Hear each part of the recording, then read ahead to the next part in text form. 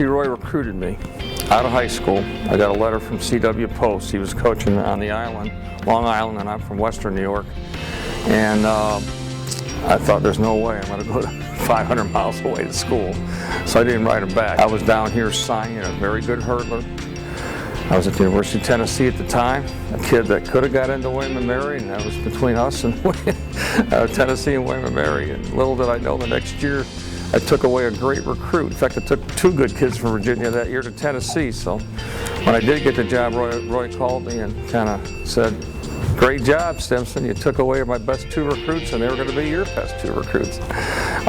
Roy had a really interesting track career. He was a great high school coach on the island back in the 60s. His teams, New York State does not have team championships, but I think he'd have won a couple of them if they kept score that way. They do it by sections, but he had a very fine program, and then he went on to C.W. Post. We did very well there. So when I came here as the director, I basically asked Roy, what events do you want to continue to coach? Because he could coach just about anything. He's a very fine, well-rounded person, a coach, because he coached in high school for all those years. And he was still the distance coach in middle distance. And our very first year here, we went to had a great recruiting year and got a kid by the name of Paul Vandergrift, who ended up was the second best high school mile in the country, actually the best high school mile in the country that year. And the very next year, we had four guys run very fast, the 4x8, finished fifth in the NCAAs, and had some success right away.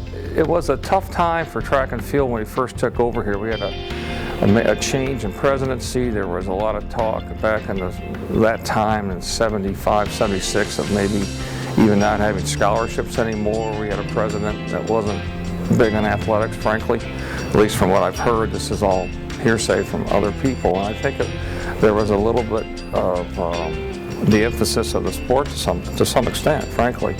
And he had to live through that, and that was tough. That was a tough time. He came up with ways to raise more money. He started the Anheuser-Busch Half Marathon. That raised money. Colonial Relays was a very large meet. We made some money on that. And the high school meet had been going for years, and that kept getting high school cross-country meet we have in the fall kept getting bigger and bigger. And he worked pretty hard at that. I think he had a lot of ability to get kids ready quickly. Off of injuries, he was really good about the short-term time to get a kid to run as fast as he could in 6 to 8 weeks. More than anything else, the kids that were under him have gone on to do very well in the real world. Very successful business people, very successful physicians, teachers, and his whole coaching career is a number of coaches. They spurn like Vane Lanana.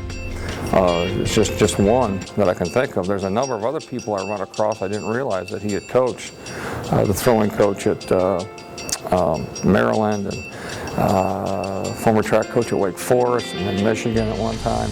So I mean, I think that's a legacy. That's one of those things that if you coach at a school like this, you're going to have great student athletes, and they usually do pretty well. At times, he could be very, very gruff, but sometimes that's something that helps get kids into gear a little bit, and sometimes that's a problem too. Some people don't know how to take that, so I'm a little more maybe the other way. So together we were kind of a yin and yang a little bit.